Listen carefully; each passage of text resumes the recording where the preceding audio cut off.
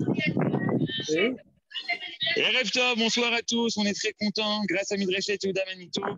On se retrouve comme chaque jeudi pour le cours du Rav Menachem Ackerman et tu veux nous parler et de la paracha et de Kippour, de Chavod. Todarabah, Baruch Tiyeh. Alors, Bémet, bonsoir à tous. C'est quand même les Meragesh de se revoir après un an. Ouais, la dernière fois qu'on s'est vu, on était en 5782. Et maintenant, on est en Tafshin Mem Gimel. Alors, Tov, on va, Bémet, je ne savais pas a priori, vu que les fêtes se poursuivent l'une après l'autre. Donc, je pensais parler que de Yom Kippour, mais en fin de compte, on va parler aujourd'hui et de la Parashat HaShavua, et dans la Parashat HaShavua, d'un événement spécial qui est le Hakel, qu'on va étudier. Et en parallèle à ça, on va aussi parler de Yom Kippour et encore d'autres choses, c'est-à-dire il va y avoir un petit mix de plein de choses, Bezrat Hashem. Donc, commençons tout de suite. Voilà, ça c'est le texte d'études que nous avons ensemble. Et pour commencer, le Nishmat, Sarah Yvonne Batfani, la mère de Shalom Sananes, qui neftera hier soir, si vous vous souvenez bien, la semaine dernière, on a prié pour qu'elle soit en bonne santé. Elle était hospitalisée, Darko Shalom, elle est partie, Zichona Livracha. Et la deuxième chose, le Nishmat Saftati Bruchati Der Zichona Livracha Zichona, Hashem Yikom Dama Shenirtzecha al Kiddush Hashem Beyom HaKippurim en 1942 Tafshin Bet et Leilu Nishmat Dodati Sarah et Imrati Ida Sarah, on est dans l'année donc Jacob Yachat, si quelqu'un veut rajouter, bien entendu, vous essayez pas trop tard, vous pouvez vous le dire ou ouvrir votre micro et le dire et on le dira aussi. Oui, je voudrais dire pour un juif d'origine de Tunisie, c'est un trou, David, déjà un trou, excusez-moi, David Tibi. David, quoi de nom de famille? David Tibi. Tibi, d'accord. Il s'occupait beaucoup des soldats de Sahel. Il était vice-président du Libye. Il s'occupe de l'armée. Il a fait mieux. Vous l'ajoutez à la liste, ça ne vous dérange pas? Ça me ferait plaisir. Voilà, je l'ai même marqué. Alors, donc, comme j'ai dit, Vayelech, Yom Kippour Hakel. On va tout de suite rentrer dans le vif du sujet, parce qu'on a beaucoup de pain sur la planche, Bezrat Hashem. Le vif du sujet, c'est comme ça, regardez. C'est qu'on a deux mitzvot qui commencent par le mot miket. La première, il y a la vérité, il y en a une troisième, mais on ne va pas l'étudier. Miket chez Vachanim, parce que ces deux, c'est la même expression, c'est-à-dire, Miket, ça veut dire à la fin. Vous voyez ici, il y a marqué tous les 7 ans. Ils n'ont pas traduit le mot Miket. Ça veut dire à la fin des 7 ans, tu as assez Shemitah. De quoi on parle? De Shemitah Ksafim. Donc, c'est aussi pour ça que je voulais qu'on étudie, parce qu'on va voir aujourd'hui le lien entre Yom Kippour, entre Hakel, qui est la mitzvah dont on parle dans la Torah, et qui va être fêtée en souvenir du Hakel cette année, Bezrat Hashem. Et aussi, on est à la fin de la Shemitah Ksafim. Donc, il y a marqué Mikse. Ketz Shevashanim Taseh Shemitah. On lit encore un pasuk, Vezet Dvar Shemitah. Shamot kol bal masheyado shebereu lo igos et reu ve'et achiv kikara Shemitah l'Adonai.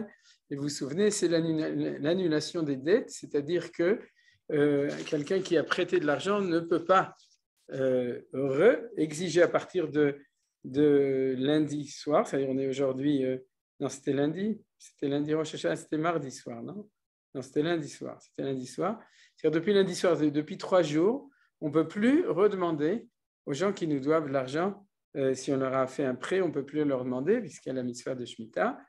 Ceci dit, pour les gens qui ont signé le prosbol, ils ont du bol, comme j'avais dit, ils peuvent quand même redemander leur dette. Mais pour ceux qui n'ont pas signé, ils ne peuvent pas, et c'est trop tard, c'est-à-dire ils ne peuvent même plus maintenant.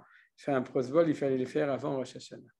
Donc, c'est ici. Maintenant, remarquez qu'il y a marqué que c'est à la fin de la 7e année, il n'y a pas marqué à quelle date. Quand il n'y a pas marqué à quelle date, Brerat Mechdal, comme on dit en hébreu, c'est-à-dire par défaut, on considère que c'est à l'entrée de la 8e année, c'est-à-dire au moment où rentre Rosh Hashanah, comme on a dit, au moment de la tombée des étoiles, où on a entendu entendu chez les Sfaradim Achot Ketana et chez les Ashkenazim Baruchou, alors c'est à ce moment-là que toutes les dettes ont été annulées automatiquement. Alors maintenant, on a un autre événement qui est à la fin d'une 7e année, mais ce n'est pas marqué, mais c'est tellement évident au niveau du temps, c'est celui du Yovel, le Safarta Alecha, qu'on a déjà vu plein de fois cette année, le Safarta donc dans Parashat Behar, le Safarta Alecha Sheva Shabtot Shanim, Sheva Shanim Sheva Pamim, Velecha Yemei Sheva Shabtot Hashanim, Tesha Varbaim Shana. C'est-à-dire qu'on a non pas 7 ans, mais 49 ans, on l'a lu plein de fois cette année, on l'a étudié. Ve'avarta shofar trua b'chodesh hashevi be'asor lachodesh. V'yom ha'kippurim ta'aviru shofar b'chol artzechem. וכידשתם את שנת 50 שנה, וקראתם דרור בארץ לכל יושביה, יובל איתי אליכם, ושבתם איש של אחוזתו, ואיש של משפחתו תשובו. Donc vous vous souvenez, c'est que l'année du Yovel, en fait, c'est une 8e année. C'est une 8e année avec un 7 au carré, c'est-à-dire au lieu que ce soit la 8e année, on a le principe du miket, comme on a vu ici, c'est-à-dire à la fin de la 7e année, quand on rentre dans la 8e année. Ici, on rentre dans la 50e année, c'est ce qui est marqué ici. On sanctifie la 50e année. Et à ce moment-là, on a quelque chose d'un petit peu spécial, c'est que la Torah nous stipule, elle précise que le moment où ça va rentrer en vigueur, ce n'est pas Rosh Hashanah comme on aurait dû s'attendre, mais c'est Yom Kippour. Be'asor la Chodesh be'Yom Kippourim. C'est-à-dire, ça y est, on est déjà arrivé à Yom Kippour par l'intermédiaire du Yovel, c'est-à-dire que chaque année, on sonne du shofar à Rosh Hashanah. On a parlé de ça la semaine dernière. Et une fois tous les 50 ans, Bezrat Hashem, quand le Yovel sera réinstitué, actuellement, c'est uniquement, on parle théoriquement, ceci dit d'ici le prochain Yovel. Quelqu'un m'avait demandé cette année, je ne me souviens plus dans quel cycle on est. En tout cas, ce n'est pas cette année, ça aurait pu. Une probabilité d'1%, 17%. Mais en tout cas, peut-être d'ici une ou deux Shemitot, d'ici, tout nous permet d'espérer que le Yovel rentrera en vigueur. Et à ce moment-là, le jour de Yom Kippour, il y aura cette sonnerie du shofar, Dror, la libération, la liberté, qui est le retour des terres et le retour des habitants qui ont été vendus en esclavage. Vous voyez, Tashuvu, c'est une Teshuva. Alors ensuite, on a le dernier qui est celui de la Parashat Hashavua, c'est le Hakel, donc dans Parashat Vayelech, Dvarim chapitre 31. Et on va lire maintenant les versets. Les psukim, il n'y en a pas beaucoup, c'est dans la Parasha. Et on viendra dessus pour les lire de manière beaucoup plus approfondie. Donc, Vayetzav Moshe Otam les morts, Miketz Sheva Shanim, Bemoed Shenat Hashmita, Bechag HaSukkot. Voilà. Vous voyez, c'est-à-dire on a la même expression, Miketz Sheva Shanim, qu'au moment de Shmitat Ksafim.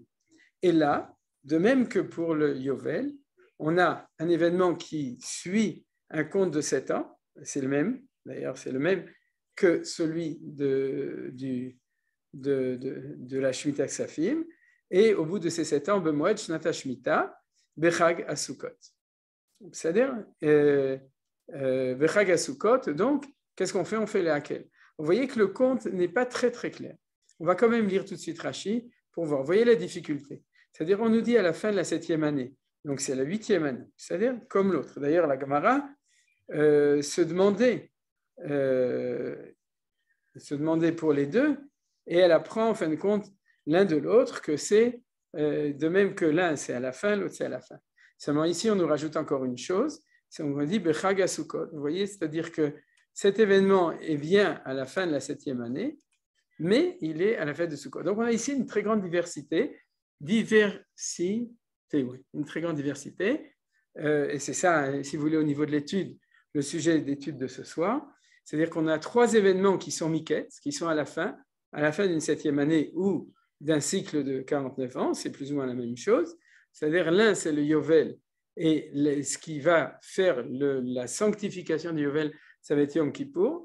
L'un, c'est la Shmitat Ksafim, c'est Rosh Hashanah, et l'un, c'est le Hakel, c'est Sukkot. Donc c'est spécial. C'est-à-dire on aurait pu très bien s'attendre à ce qu'Akadosh Baruch Hu, il unifie un petit peu les choses pour nous simplifier la vie, qu'il fasse tout à Sukkot, qu'il fasse tout à Rosh Hashanah, ou qu'il fasse tout à Yom Kippour. Non, mais la Torah, on ne nous simplifie pas la vie parce que les choses y sont exactes, c'est-à-dire qu'on veut comprendre le sens des choses. Donc on a un point commun que tous sont à la fin, on a une différenciation que l'un c'est Rosh Hashanah, l'un c'est Yom Kippour et le troisième c'est à Sukkot. Vous voyez? Et c'est ça un petit peu la question d'étude qu'on va étudier maintenant. qu'est-ce que ça signifie? D'abord, ce point commun, le commun entre les trois, et ensuite, la différence entre chacun des trois.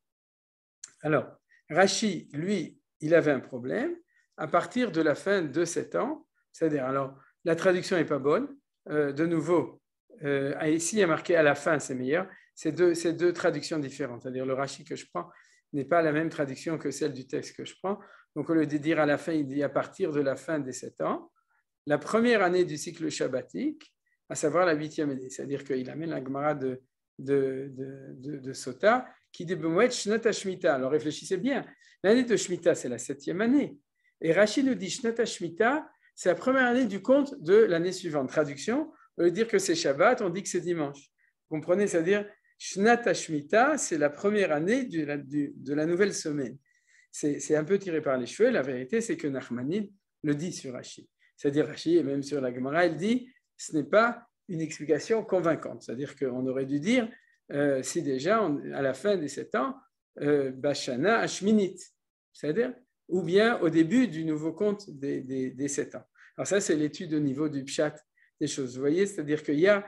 Mais qu'est-ce que ça veut nous dire? Ça veut nous dire fondamentalement que bien que c'est la 8e année, la lumière qui éclaire cet événement qui s'appelle le Hakel, c'est celle de la Shemitah. C'est-à-dire, vous avez compris, ça c'est l'explication de Nachmani, du Ramban, Rabbi Moshe ben Nachman, qui veut dire ne cherche pas à dire que Shnat HaShmita c'est la 8e année et que du coup c'est la première année du cycle, dit dans la fête qui est de l'année de Shemitah, mais dans la fête qui est dans la 8e année qui suit, mais qui est éclairée par la valeur de la Shemitah.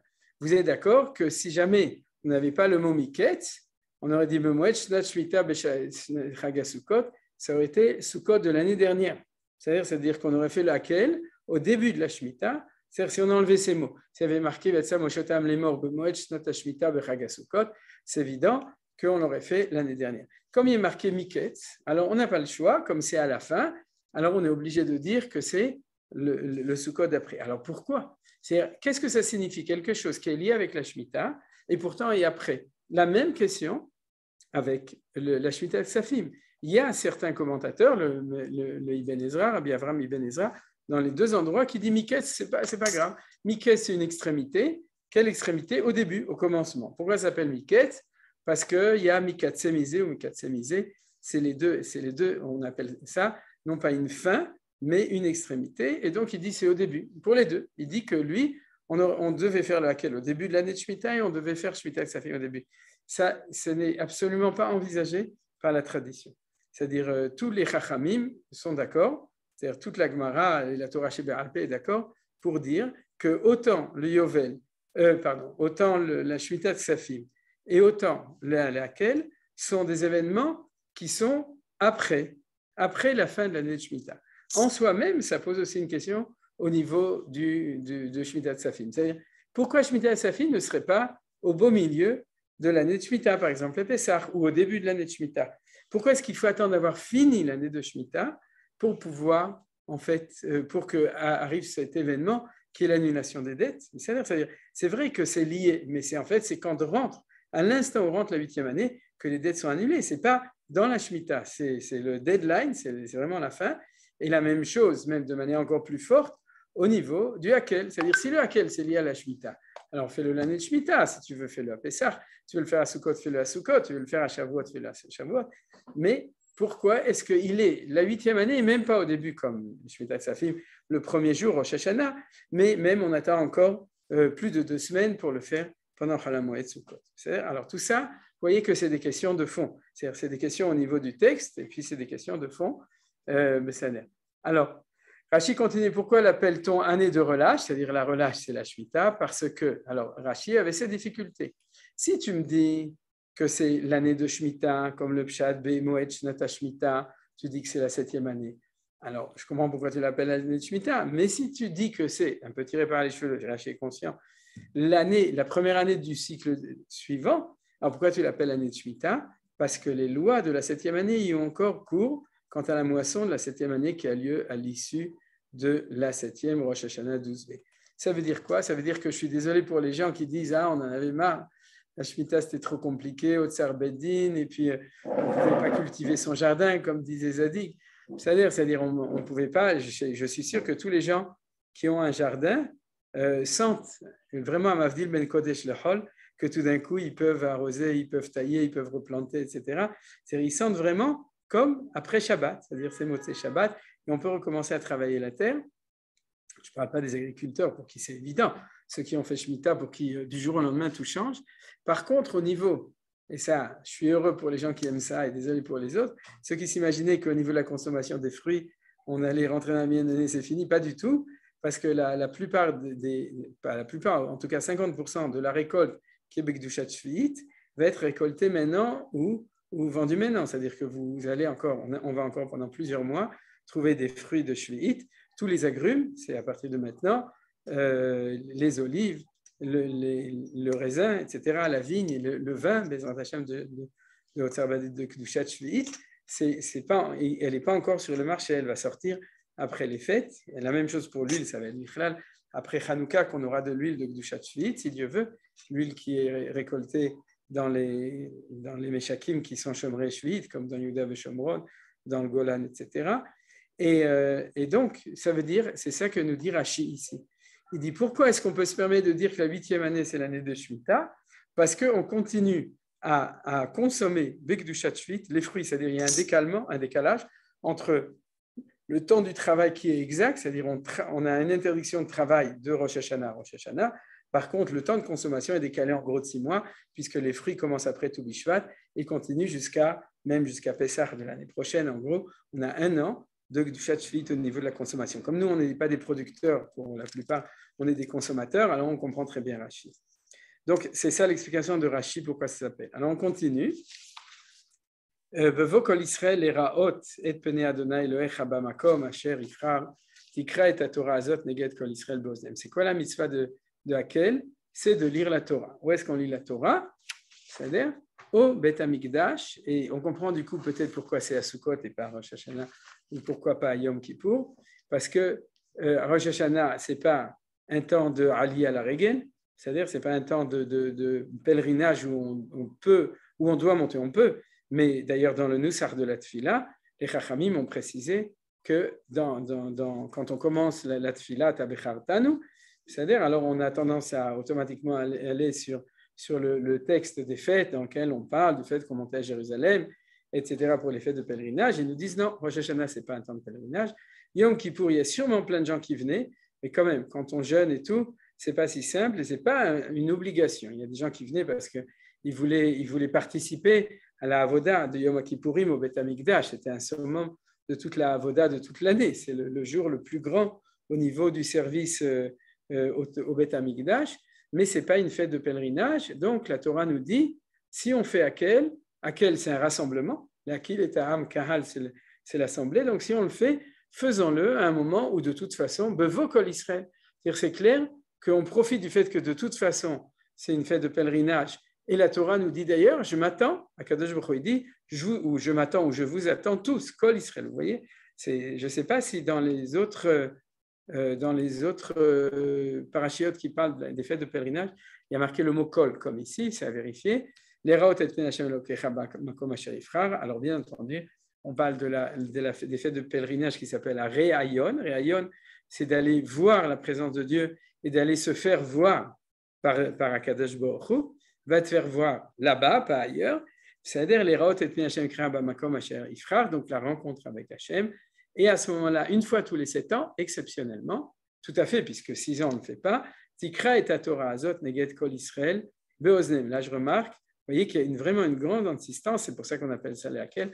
Il est marqué 2 fois Kol Israël, c'est-à-dire c'est tout Israël, Beoznem. Bien entendu, le mot Beoznem est un petit peu bizarre, c'est-à-dire j'entends bien, d'accord, mais pourquoi on avait besoin de marquer qu'il faut lire la Torah dans leurs oreilles? C'est une expression qui est un peu spéciale, c'est vrai, qu'elle nous rappelle la paracha, à la fin de la paracha et la paracha de la semaine prochaine, qui est parachat Ha'azinu.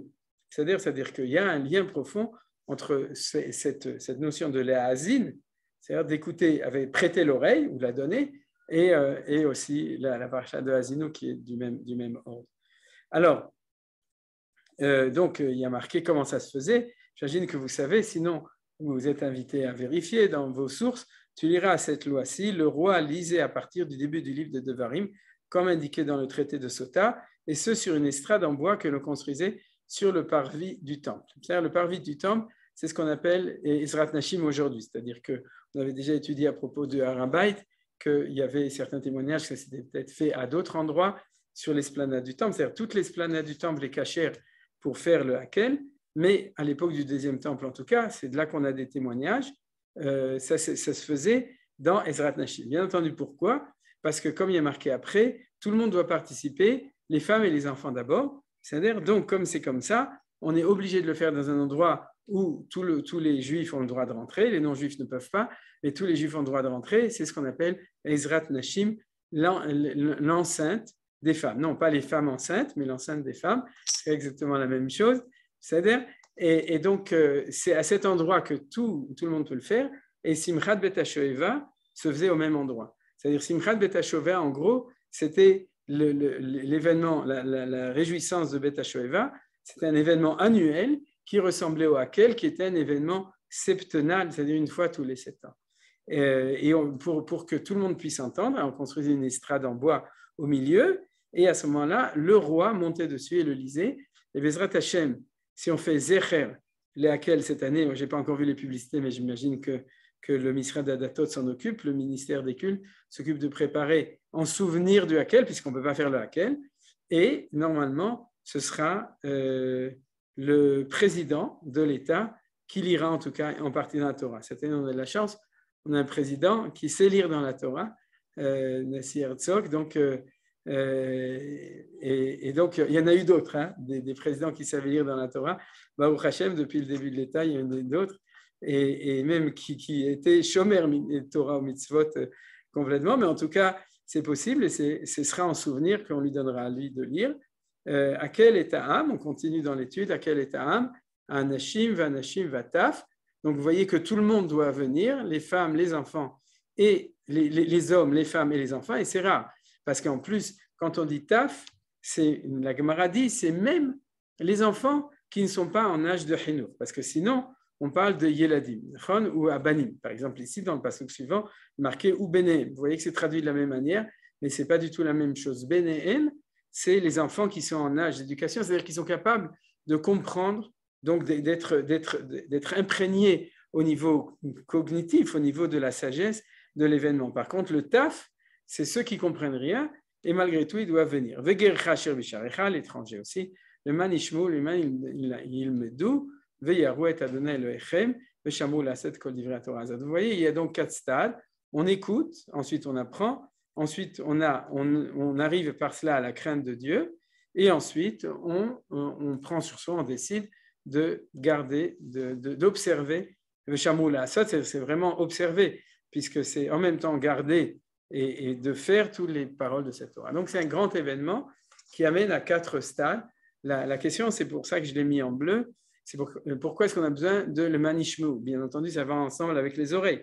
C'est-à-dire, mais dans la Torah, on aurait pu se suffire, comme c'est marqué d'habitude, le man il medou, viyaru, etc.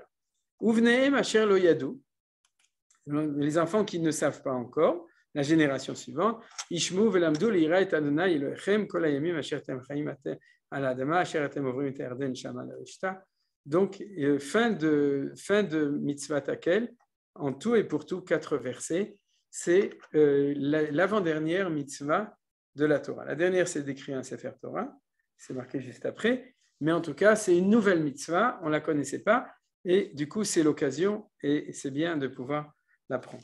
Alors maintenant qu'on a un petit peu posé toutes ces questions, on va rentrer dans le vif du sujet, c'est-à-dire de répondre aux questions. C'est-à-dire, bien entendu, je voudrais poser des questions, j'ai oublié, vous m'excusez, mais je voudrais poser des questions spécifiques sur le Hakel, et ensuite on va revenir à un miket, c'est-à-dire au fait qu'il y a des mitzvot qui sont à la fin, en fin de cycle, comme j'ai dit, le Yovel qui est en fin de cycle de cette année, la Shemitah Ksafim, la Shemitah de l'argent, et le Hakel, c'est cet événement du rassemblement pour entendre la Torah. Alors, la première question qui saute à l'œil, c'est que, vous voyez, il y a marqué Uvnehem asher lo yadou. Donc, les enfants qui ne savent pas, ils vont venir une fois tous les 7 ans, tu vas amener toute ta marmaille une fois tous les 7 ans, tu vas écouter le roi qui va te lire quelques psukim du livre de Dvarim, et à ce moment-là, c'est certain que tout le monde va avoir la crainte de Dieu, va observer toutes les mitzvot et va connaître tout. C'est-à-dire que si on était un petit peu libéral, on dirait c'est pas la peine d'étudier tous les jours le Daf Yomi, il suffit une fois tous les 7 ans de faire un grand événement où on lit quelques versets de la Torah, même la lecture de la Torah du Shabbat, c'est pas la peine. Ce que la Torah voulait, c'est qu'une fois tous les 7 ans, on fasse une grande lecture de la Torah, un petit peu comme ça, avec un grand cérémonial, et grâce à ça, au Valet Tzion Goel, tous les Juifs connaîtront la Torah et observeront toutes les mitzvot dans la crainte de Dieu. Alors, vous voyez que c'est un petit peu une question en soi-même. Comment est-ce que la Torah pense qu'il suffit, d'ailleurs, elle ne le pense pas, on sait très bien qu'elle ne le pense pas, parce qu'elle nous dit, V'agita bo yom havalayla, tu vas étudier la Torah jour et nuit, on a une mitzvah, en tout cas pour les hommes, les femmes, vous le faites besimcha, même sans être metzouvé, je le vois, vous êtes aussi au Batorah yom havalay, en tout cas toutes celles qui sont ici, mais en tout cas les hommes, nous, on est obligé d'étudier la Torah tous les jours et toutes les nuits. C'est-à-dire ça ne suffit pas de faire une fois par jour, il faut chaque nuit et chaque jour, il faut qu'on ait étudié un petit peu de Torah, Torah chez Birtav dans la journée, Torah chez Be'al Peh la nuit, et toute la journée, toute la nuit, c'est encore mieux.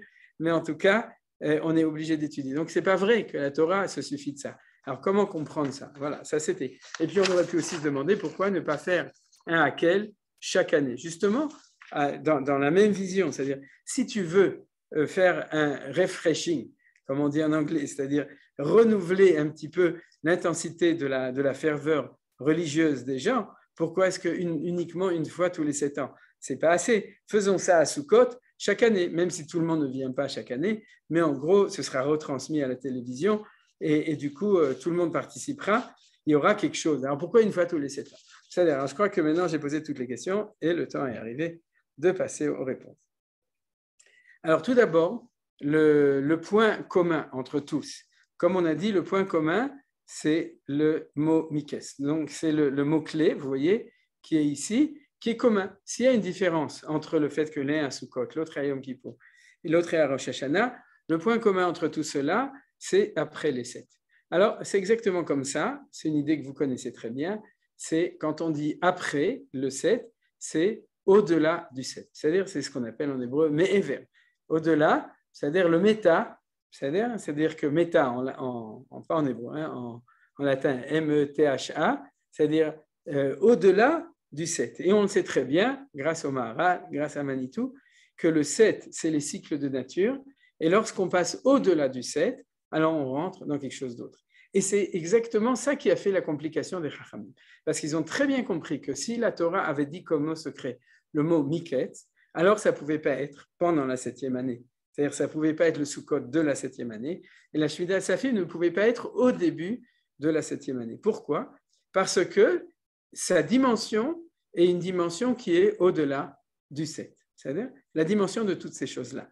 La source que je peux vous donner, c'est Ramban Nachmanide dans Parashat Béar, chapitre 35, c'est ça, chapitre 25, pardon, chapitre 25, c'est la Parashat de Béar, verset 2, où à la fin du verset, il rentre dans des considérations du Sod, c'est-à-dire des secrets, et il dit, c'est ce qu'on appelle le Olam Abina, c'est le monde de la Bina. C'est quoi la Bina? C'est ce qui est au-dessus de tout ce qui est là.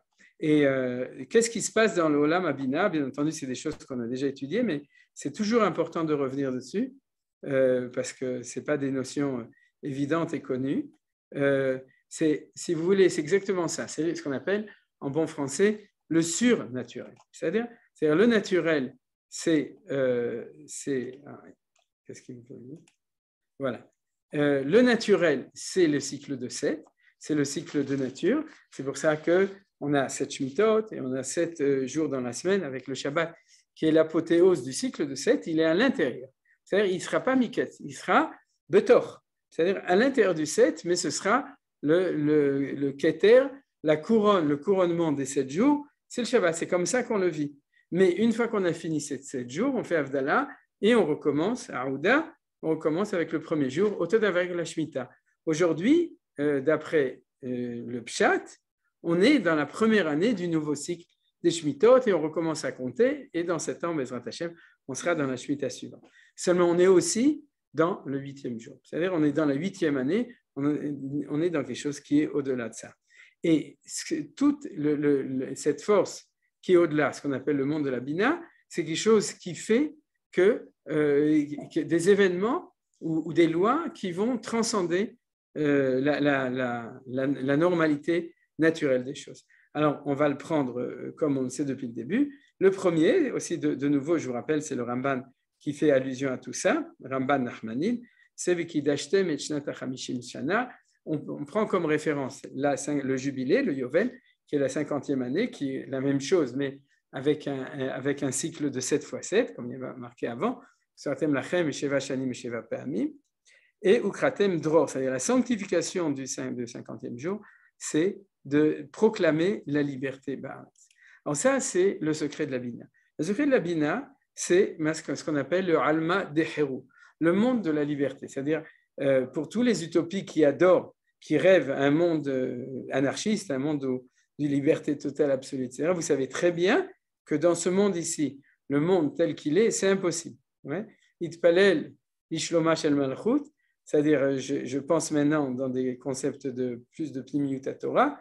Yosef, tu entends? Il faut prier pour qu'il y ait Shalom dans la Malchut, dans la sphira de Malchut, chez le Malé Mora, Ishedreu, Haïm Belao. Si on n'avait pas la crainte qui vient de cette dimension Malchut qui est en bas, alors le monde serait impossible, chacun avalerait son prochain. Donc, dans ce monde ici, on a besoin d'un monde qui soit ordonné avec des lois, avec cloisonné, avec un ordre des choses. Sinon, le monde ne peut pas marcher. Il y a les lois de la nature et les lois de la société. Ensuite, plus haut, il y a les lois de la Torah. C'est-à-dire, et tout ça, ça fait partie de l'organisation du monde des 7. Par contre, quand on arrive au-dessus de ça, alors en effet, on a un monde où toutes ces barrières peuvent tomber parce qu'on est dans un monde supérieur où on est dans une sanctification, Vikidashtem et Shnat HaChamishim Shana, d'une proximité à Dieu où tout est dans l'unité. Et c'est ça qui est important. C'est-à-dire que comme nous savons, toujours par l'enseignement de Manitou, que toute la Torah, c'est l'unité des valeurs, alors l'unité des valeurs ici en bas, c'est plus dur parce qu'il faut un Vav pour faire le lien entre les choses. Vous avez Vav Achibo. Or, la forme du Vav, c'est une cloison. C'est-à-dire que pour réussir à unifier les choses, il faut d'abord donner à chacun sa spécification, sa définition, et ensuite tu peux les intégrer. Alors que dans le monde d'en haut, on est au-dessus du Vav. C'est-à-dire, on est dans le monde qui est au-dessus de ça, où l'unification des valeurs, elle est effective, dans la mesure où il y a un non-cloisonnement, ce qu'on appelle la liberté. Il n'y a plus de mur, et c'est pour ça qu'il y a marqué Ukratem Dror. Dror, dans ce sens-là, c'est cette liberté. Alors, comment est-ce que cette liberté en tant qu'idée absolue, qui est dans le monde du Hamishim, Soda Hamishim, c'est-à-dire où Soda Bina, il descend dans le monde où il y a un cloisonnement, où il y a des lois. Et il y a une loi qui fait apparaître cette liberté. C'est quoi? C'est que toute personne ou toute propriété immobilière, comme ça on a étudié l'année dernière, quand on a étudié le Rav Kook dessus, c'est-à-dire quand quelqu'un a dû vendre sa maison ou son champ, c'est une propriété immobilière, ou bien toute personne qui était donc enfermée dans un esclavage pour l'homme, c'est-à-dire c'était vendu en esclave, ou pour la terre qui était vendue à un autre, à alter, c'est-à-dire que tu ne pouvais pas, à ce moment-là, les barrières tombent, et automatiquement, puisque c'est drôle, la barrière tombe, à ce moment-là, tu rentres chez toi, c'est-à-dire tu reprends possession, ça veut dire que cette barrière qui t'empêchait de rentrer chez toi est tombée, et donc, Nafla Homa, la barrière est tombée, et donc tu peux rentrer à la maison. Ça me fait penser au fait aussi qu'il y a une remède. Ça, c'est chez l'eau, Ya'alou Bechoma, c'est-à-dire que tant qu'on ne pouvait pas rentrer en Israël, il y avait le mur, Chomat Barzel, un mur comment on appelait ça à l'époque avec la Russie, le rideau de fer. Ouais. C'était le rideau de fer. Ce n'était pas un rideau, c'était un mur. C'est un rideau, c'est trop beau comme métaphore. C'est les communistes qui ont inventé ça.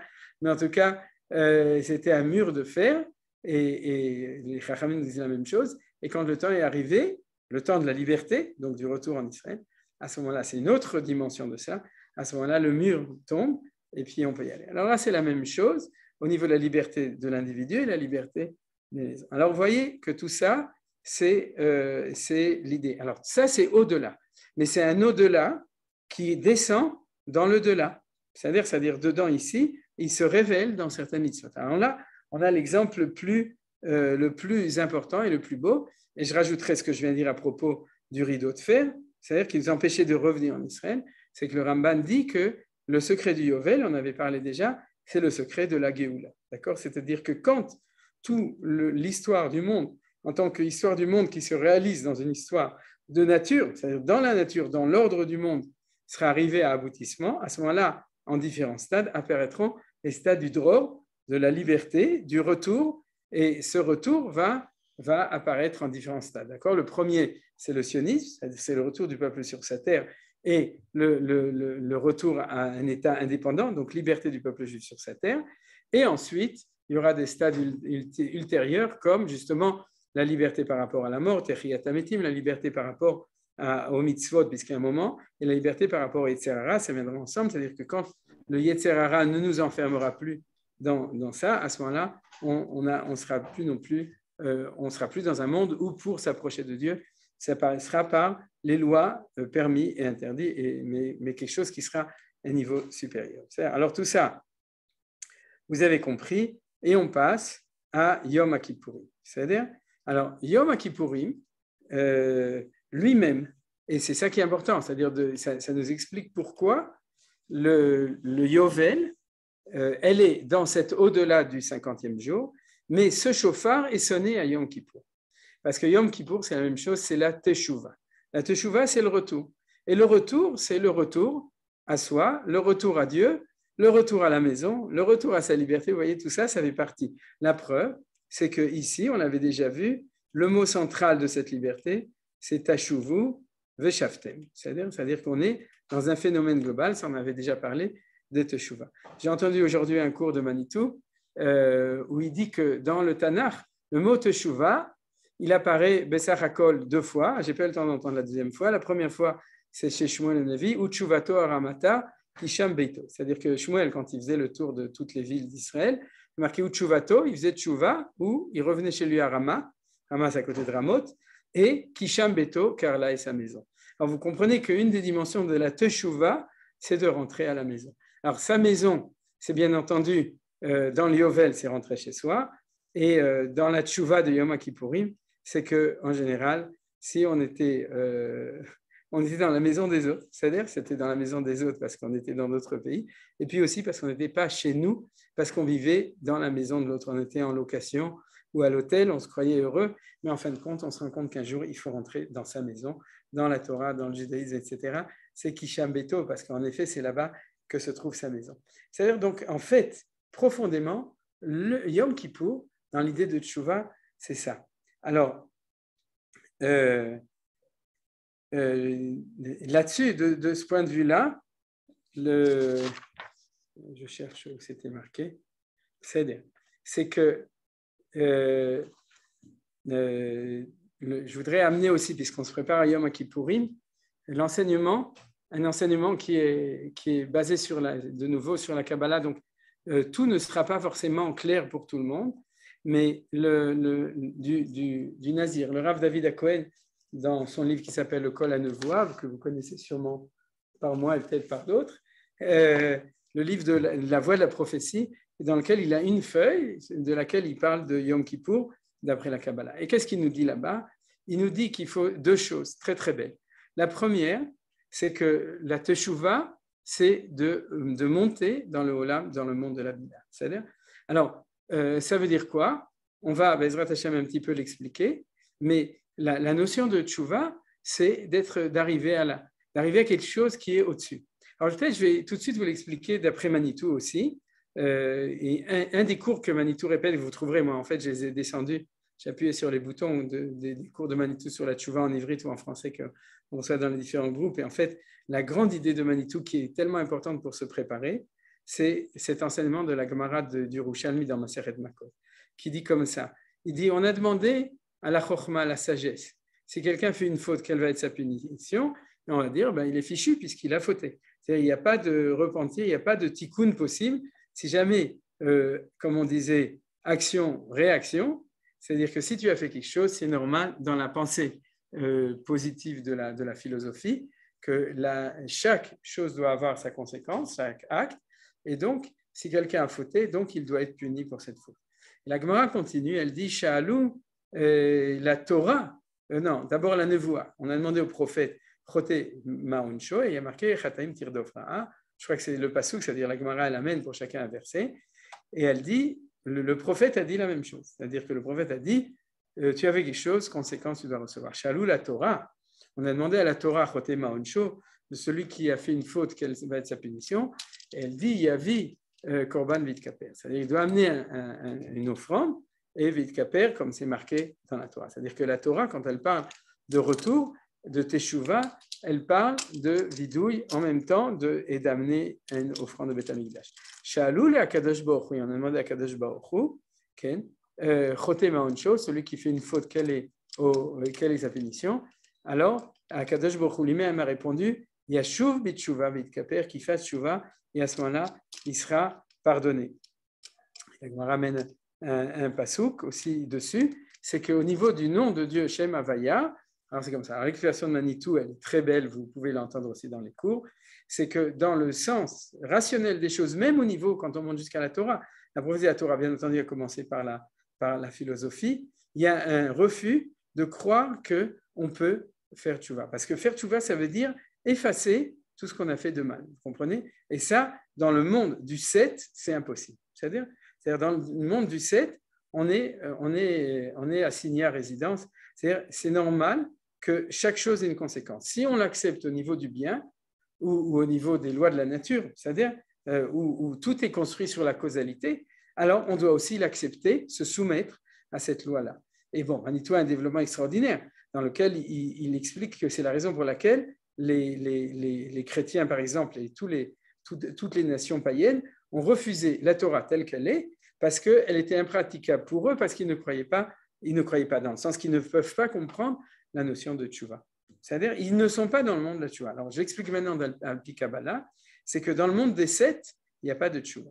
C'est de tchouva possible. Dans le monde des 7, il y a shavarta, shilamta. Si tu as cassé, tu dois payer. Ouais, comme je disais tout à l'heure, action, réaction. C'est-à-dire, il doit y avoir une conséquence. Pour que la tchouva dans ce monde, ici des 7, soit possible, c'est qu'il faut que le 8 redescende dans le 7 ou que le monde ici monte dans le 8e, dans le Olam Abina. C'est une autre dimension de cette idée de liberté, c'est-à-dire du dror qu'on a vu ici, c'est-à-dire que la tchouva fasse qu'on peut effectivement corriger ce qui a été fait avant. Corriger à tel point que vous vous souvenez que celui qui fait tchouva me'ahava, c'est-à-dire celui qui fait tchouva au niveau de la tchouva la plus haute, qui est d'ailleurs Alpi Kabbalah, celle de la Bina, c'est-à-dire à ce moment-là, son action négative devient une action positive. C'est-à-dire qu'on arrive à transformer le passé grâce à la tchouva. Vous imaginez bien qu'il faut aller au-dessus du temps, donc au-dessus des 7, qui est le cycle du temps. Et à ce moment-là, quand on arrive là-bas, on le fait descendre dans le monde, et c'est le monde de la Kapara de Yom Kippour.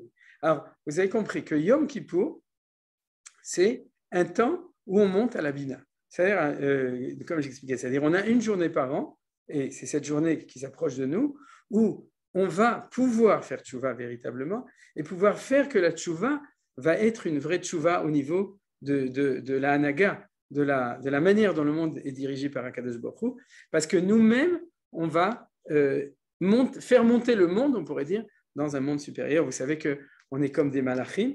Alors, c'est de ça qu'on parle en général. Alors, le Nazir donne deux points essentiels dessus. Le premier point très important, c'est que, comme vous savez, on jeûne. C'est-à-dire même les gens un peu plus âgés, il n'y a pas que les jeunes qui jeûnent, tout le monde jeûne.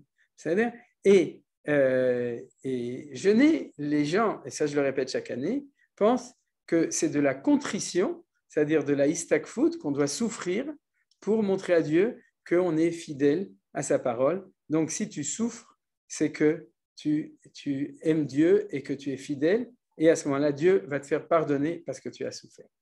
Mais les kabbalistes refusent cette approche-là, qui est une approche pas du tout, c'est pas du tout, et ils disent pas du tout. Ils disent, tu n'es pas censé souffrir. La plupart des gens d'ailleurs, qui sont en bonne santé, j'ai dit la plupart, au moins 50% de la population, ne souffrent pas de ne pas manger, de ne pas boire pendant 25 heures. C'est-à-dire, ça fait un petit peu, on a dans le ventre, on se sent un petit peu mal, etc. Psychiquement, on est prêt à la tchouva parce qu'on n'est pas dans notre état de satiété, on n'est pas comme ça. Alors, ça nous éveille, ça nous permet, mais ce n'est pas tellement difficile. Alors, qu'est-ce qu'on fait? Nous disent les kabbalistes, on est nourri par les 5 kolot. On est nourri, au lieu des 5 nourritures qu'on a, qui est achila, shtiya, asika, ne'ilat, asandal, vetashmi, shamita, c'est-à-dire les 5 interdits de Yom Kippour, qui sont une nourriture du corps qui, par le corps, nourrissent l'âme. C'est-à-dire, Alors, à Yom Kippour, on ne nourrit pas l'âme par le corps, on nourrit le corps par l'âme. C'est-à-dire, on est dans le monde de la Bina. On a enlevé le vouch, cet habit qui s'appelle, on ne l'a pas enlevé, on reste habillé. C'est-à-dire, mais on s'habille en blanc quand même. C'est-à-dire, mais on a enlevé cette relation vis-à-vis de tout qui est obligé de passer par le monde du ciel de la nature, et on est nourri par les Chamisha Kolot, c'est les 5 Kolot. C'est ainsi que le Rabbi Chaim Vital, au nom du Harizal, il dit, je vous le traduis, Bézé, comme ça tu vas pouvoir comprendre ce que nous avons écrit dans le Drouche de Yom Kippourim à propos des 5 souffrances qui est dedans, qu'ils sont tous le jour de Yom Kippour dans la dimension des Kolot, chez Baim Nizonim Yom Kippourim, par lesquels on est nourri à Yom Kippour. Betavin Erkol Bechinatabi. Tu vas comprendre comment toute la dimension de la Bina, c'est ces voix qui sont entendues par les oreilles. Donc, dans le Yom Kippour, on est nourri par les tfilot. Combien il y a de tfilot à Yom Kippour? Arvit, Shacharit, Moussaf, Mincha, Ne'ila. Si on n'avait pas Ne'ila, on n'aurait pas les 5 kolot. C'est-à-dire, et donc, grâce à ces tfilot, ils nous nourrissent. C'est-à-dire, bien entendu, pour ceux qui sont capables d'entendre, c'est-à-dire d'écouter chacun selon son niveau, ses connaissances, etc. Mais malgré tout, c'est comme ça qu'on est nourri avec les 5 kolot. Et nous dit donc le Nazir de nouveau dans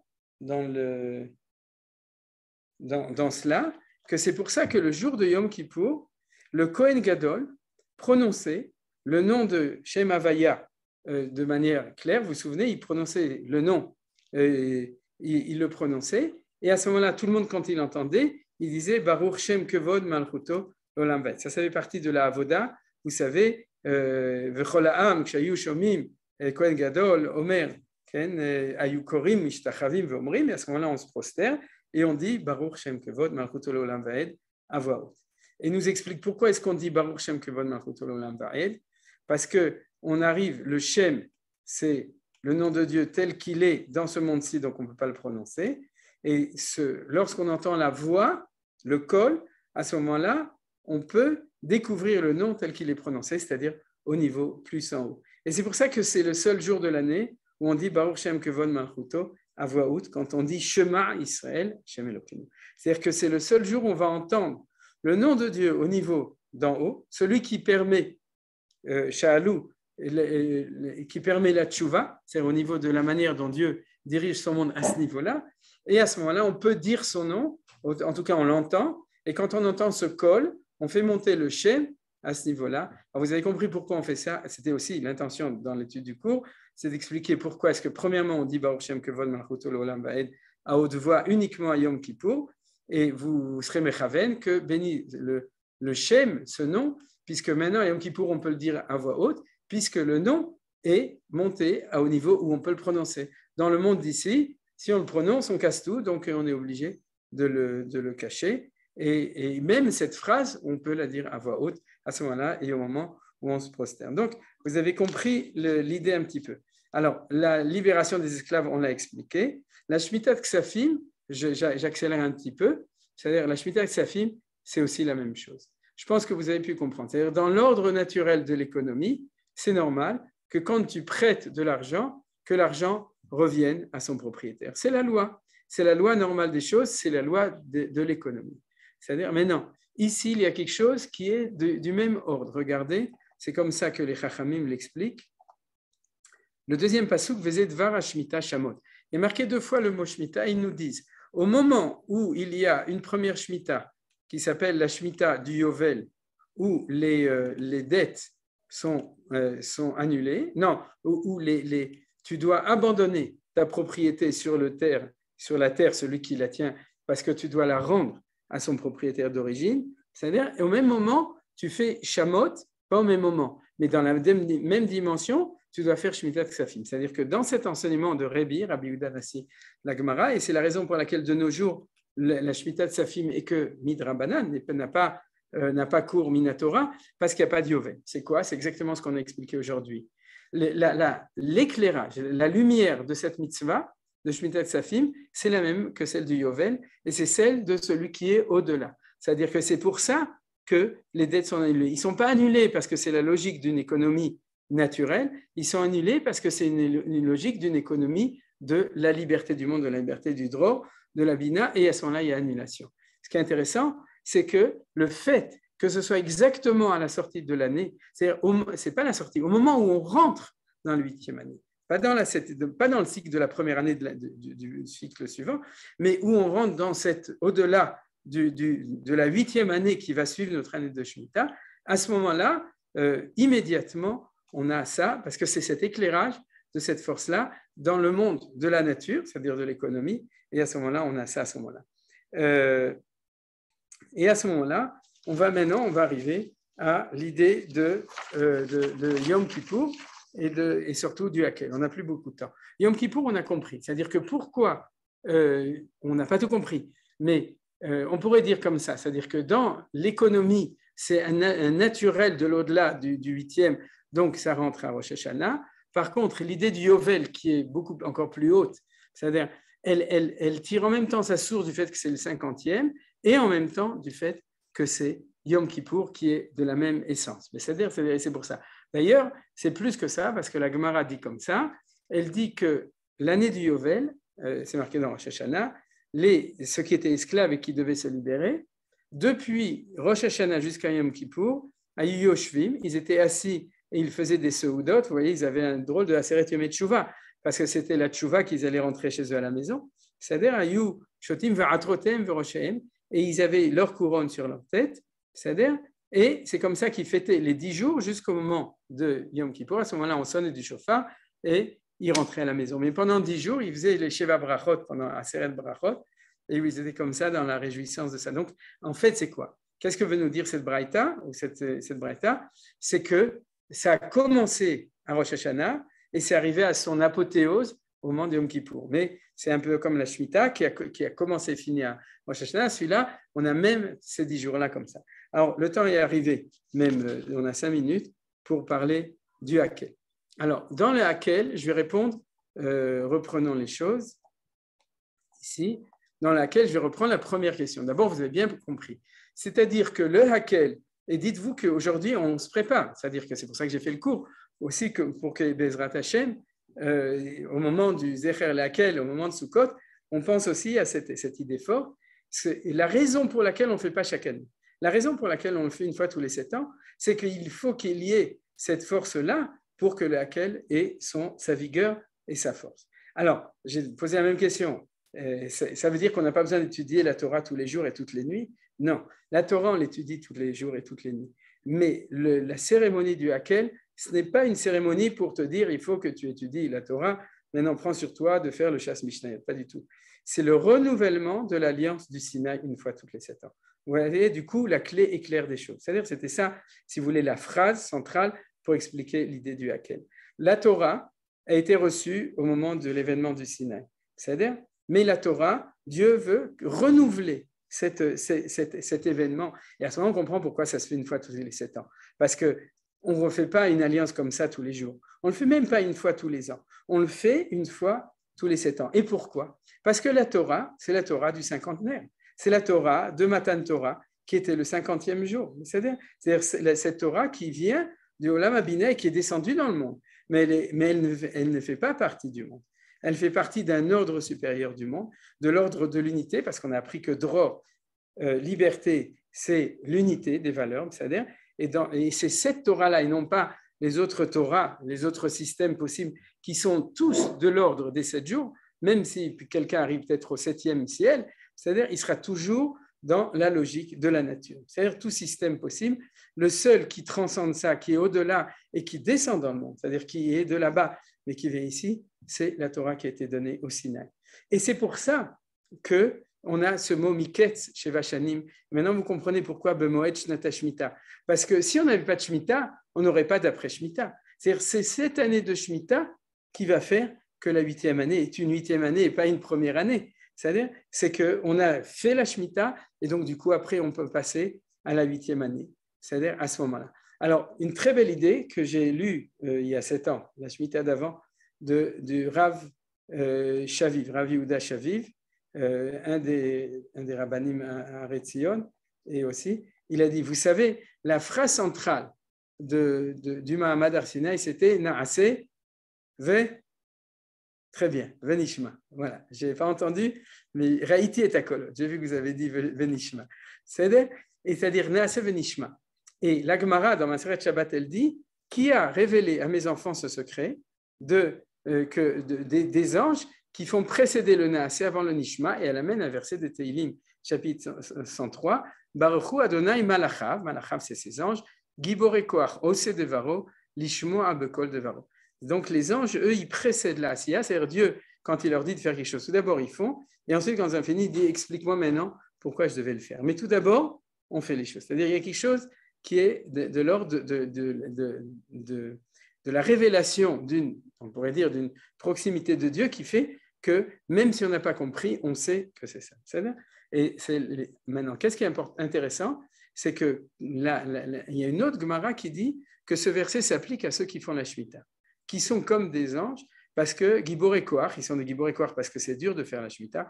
J'imagine que vous avez sûrement entendu dans des shurim sur la Shemitah, qui citaient tout le temps ça à ceux qui font la Shemitah, Gibor et Koach, Ose Devaro Lishmoa Bekol Devaro. Et le Rav Yehuda Shaviv a dit, pourquoi est-ce que les Chachamim ont fait 2 drashot sur la même chose? Parce que Ose Devaro, c'est ceux qui ont gardé la Shemitah la 7e année.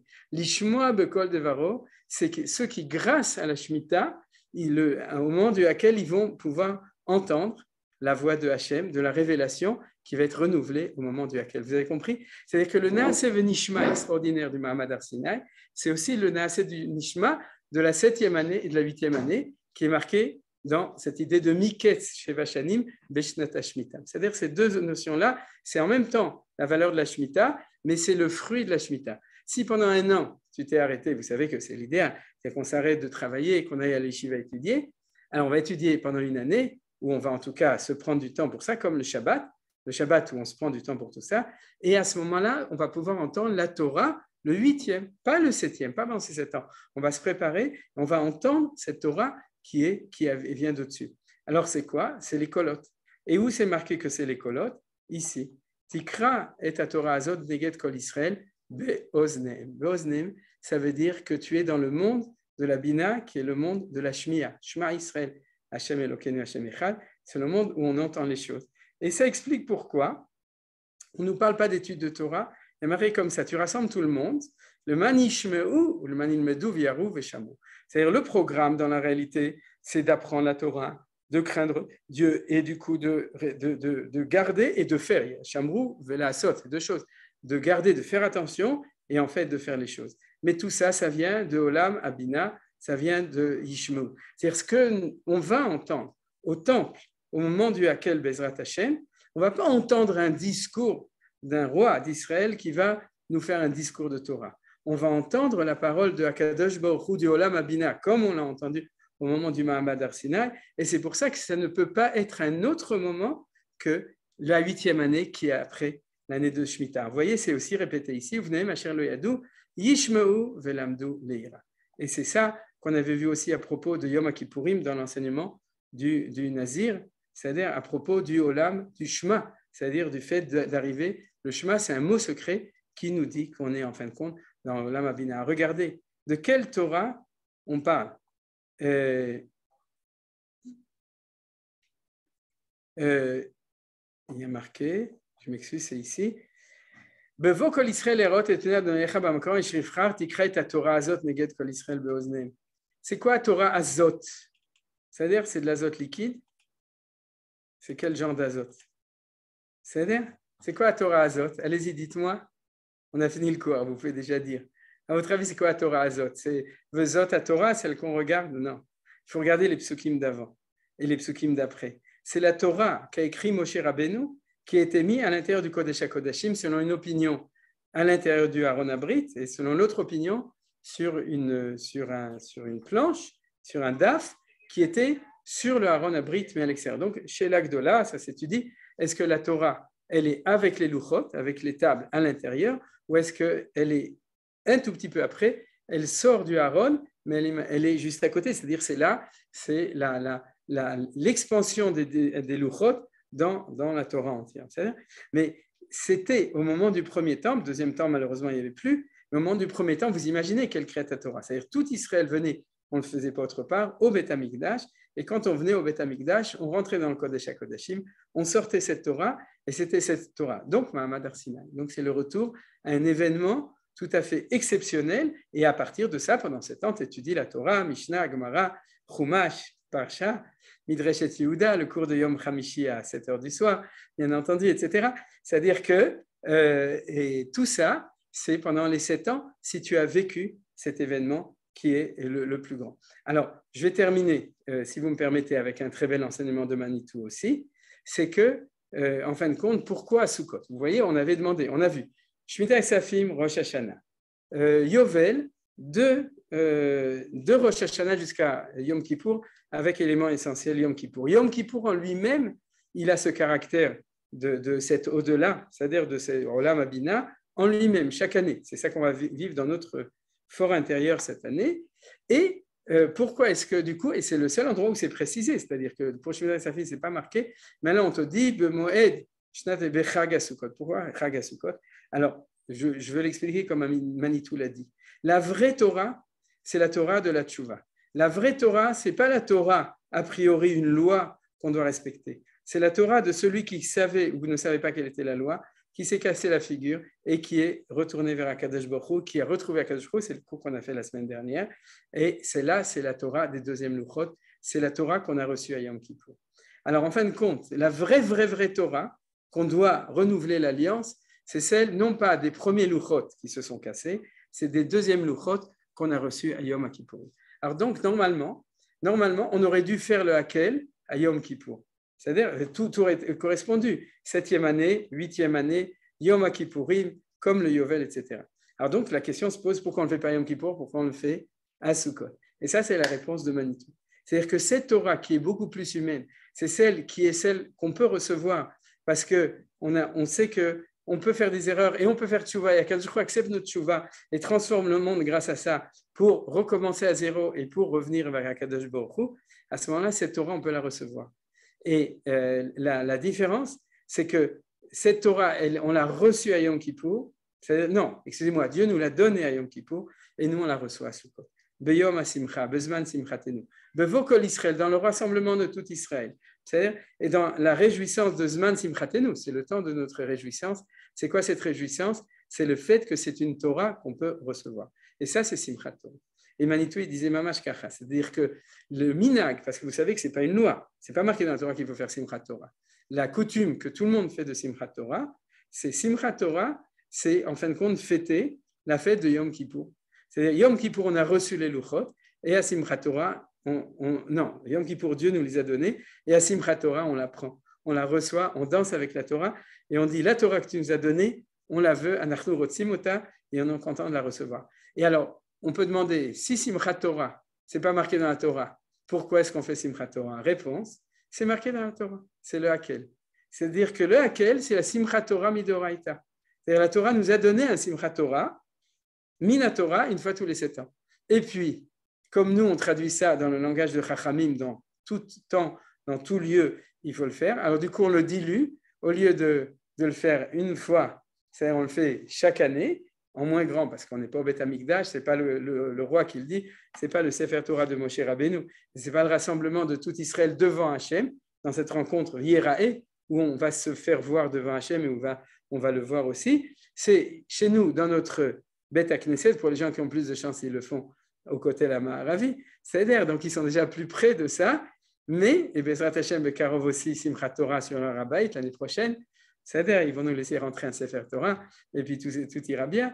C'est-à-dire, mais en tout cas, c'est ça que je veux dire, c'est-à-dire que notre Simchat Torah, comme on avait vu que notre prosternation, c'est lié avec Yom Kippour, c'est le Baruch Shem Kuvot, c'est lié avec la Voda, telle qu'elle devrait être au moment du Mikdash. De même, notre petite, entre guillemets, Simchat Torah qu'on a, c'est Bezeir Anpin, en diffusé, c'est en fin de compte, c'est renouvelé chaque année l'événement du Hakel, du rassemblement qui était fait à ce moment-là. Zéou, Toda Rabba, on s'arrête là pour aujourd'hui. Et du coup, je vous souhaite Shabbat Shalom pour la Parashat HaShavua, Yom Kippour, Bo Yom Kippour pour l'étude sur Yom Kippourim, et Chag Sameach aussi pour Sukkot. Mais on se verra peut-être encore d'ici là. Zéou, est-ce que vous avez des questions?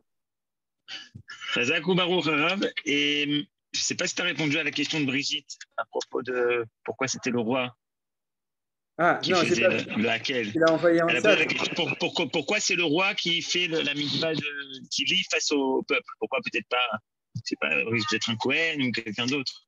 Non, non.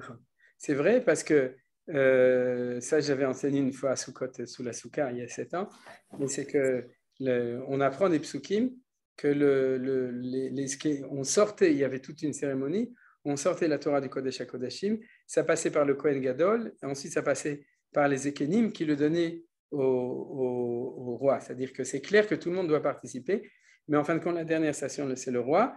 La réponse la plus claire, c'est que dans la mesure où ça doit commencer par le hakel, c'est-à-dire le rassemblement de tout le peuple, à ce moment-là, le roi, c'est celui qui fait l'unité du peuple, c'est-à-dire c'est la fonction du roi.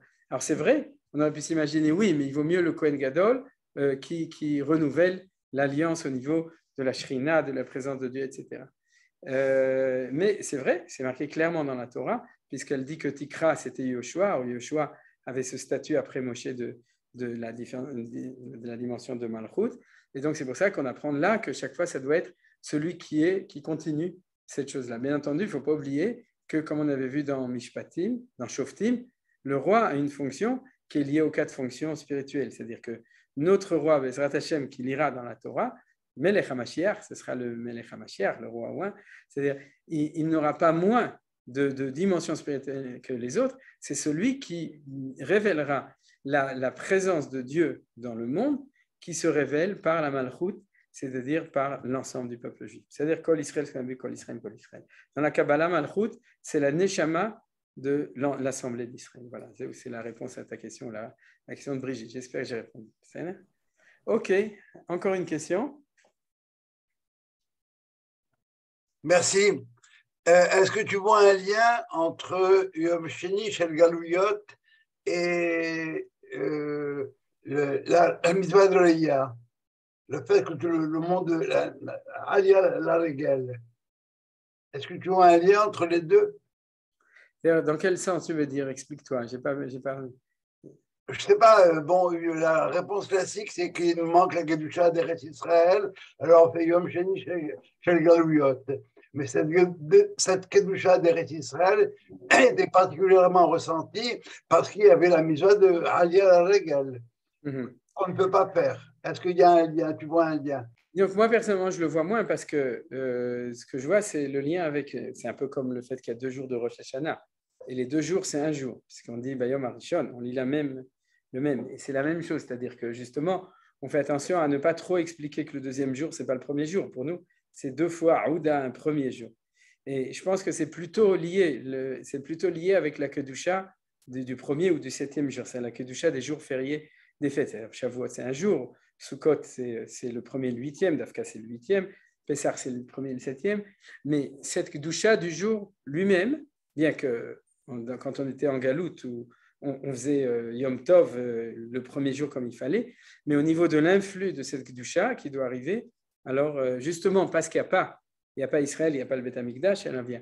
Mais je pense que la notion du Rayon, il est plus lié avec Chol HaMoed aussi, tu vois, c'est-à-dire que les gens, ils venaient au Beth Amikdash, ils pouvaient venir le 1er jour dans la Gemara de Chagiga, on voit qu'il y a aussi une possibilité, mais en gros, on a tous les jours, c'est-à-dire il y a un Tashlumim, il y a une possibilité de venir tous les jours, et c'est plutôt c'est quelque chose qui est lié avec c'est-à-dire la Aliyah, la règle. D'ailleurs, le Hakel ne pouvait pas se faire pendant Yom Tov, il faisait pendant Chol HaMoed, et ainsi que Simchat Bet HaShoeva.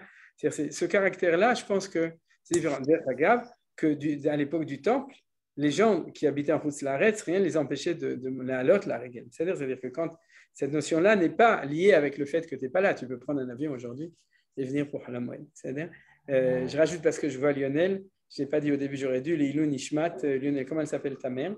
Abedi Eved. Arié. Olga Faigi Bat Live. D'accord. Alors aussi le Leilou Nishmat Imcha, Olga Faigi Bat Live, je n'ai pas eu l'occasion avant Rosh Hashanah de pouvoir le dire, et donc Sheyet Tenaf Shatzor Bitzror Achaim. Oui, ça fait pas 7 jours, mais c'est à cause de Rosh Hashanah. Alors vous êtes Oui. זהו, אז בעזרת השם זיכרונה לברכה. תודה רבה רבה. בבקשה. Est-ce que quelqu'un veut poser une question encore? Oui. Oui, Robert. Ah oui, je veux savoir pour Rosh Hashanah, comment ça se fait qu'on fait 2 jours en Israël et Hossaos, alors que toutes les fêtes, nous on fait qu'un jour et vous en faites, nous on fait 2, vous en faites 1. Oui, d'accord. Oui. C'est pour que les Juifs de Rousse-Laret, ils sentent pas qu'on est complètement différents d'eux. Alors une fois par an, par solidarité avec Yosef, on fait aussi un deuxième jour de Rosh Hashanah. Mais à part ça, non, à part cela, la réponse, c'est bon, c'est une longue réponse, ça vaudrait un shiur entier. Mais si tu veux, c'est la même chose, c'est expliqué comme ça dans la Kabbalah, c'est-à-dire l'intensité de l'événement de Yom Hadin, c'est-à-dire de ce qui se passe au moment où tu sonnes du chauffard, etc., au moment de Rosh Hashanah, quand le temple n'existe pas, ne peut pas être intégré en une journée, donc il doit passer en 2 journées. C'est-à-dire, si vous êtes d'accord d'attendre encore 2 minutes, Yohan, on a le temps ou non? On a 2 minutes.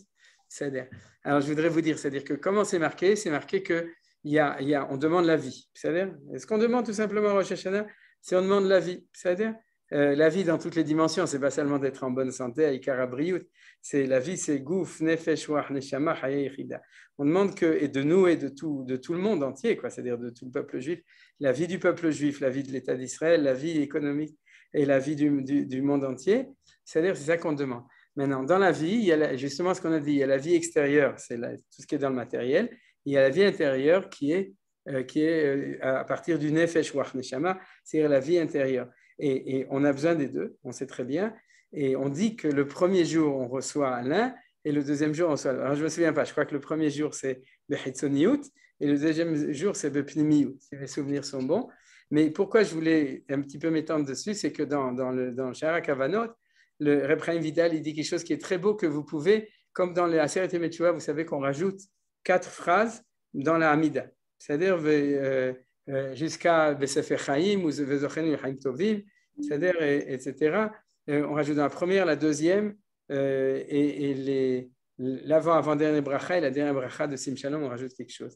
Et le Pshat, le Harizal, c'est-à-dire le Reb Chaim Vital, il fait remarquer qu'on dit toujours ou bien Vezochenu ou Vekodvenu Besefer Chaim. Par exemple, le dernier Besefer Chaim, Nizacher Venikatet, c'est-à-dire qu'on soit Zikaron, souvenir, et Ktiva.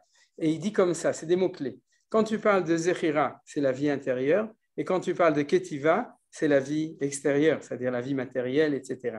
Alors c'est tellement simple, et c'est tellement facile à être mechaven, et que je vous invite tout simplement à y penser quand vous allez dire ces phrases, ces 4 phrases, et vous remarquerez d'ailleurs que chacune d'elles est différente. La première, la deuxième, la troisième, la quatrième, chacun a une autre variante de à qui ça s'adresse, etc. avec cette chose-là. Voilà, c'est donc c'était pour ça que j'ai pris encore 2 minutes.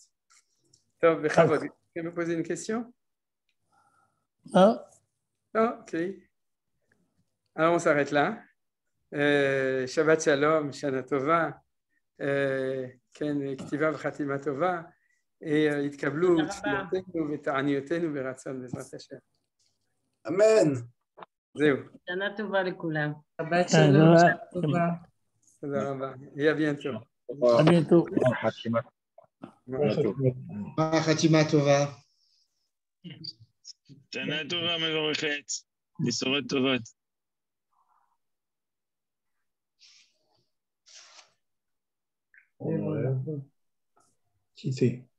יופי, bonne fin de soirée à tous. כל טוב.